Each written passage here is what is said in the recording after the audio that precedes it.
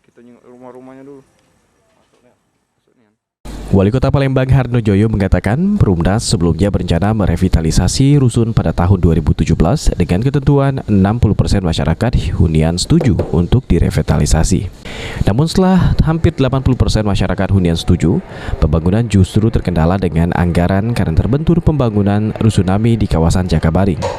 Meskipun saat ini masih terkendala pandemi, namun pihaknya akan terus mendorong pihak Perumnas untuk segera merevitalisasi rusun di Kelurahan 24 Ilir dan 26 Ilir yang kondisinya sudah memprihatinkan. Kita MOU dengan Perumnas, apabila masyarakat hunian 60% bersedia untuk direvitalisasi, Perumnas akan menganggarkan itu. Nah, atas kerja kita semua, bahwa 80% masyarakat setuju. Nah, tetapi kendala, ya kemarin karena berbarengan dengan pembangunan rusunami di Jakabaring, sehingga dananya dialokasikan di situ.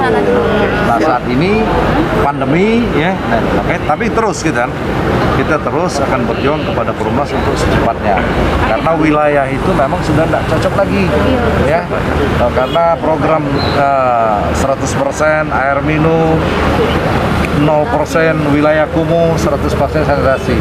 Nah, ini punya kita, punya Perumnas, tempatnya di tengah kota, tapi dia tidak layak dan Sebelumnya Harno Joyo sempat menemui Dirut Rusun untuk memfokuskan pelaksanaan revitalisasi rusun karena wilayah ini dinilai sudah tidak cocok dengan program 100% air minum bersih, 0% wilayah kumuh dan 100% sanitasi.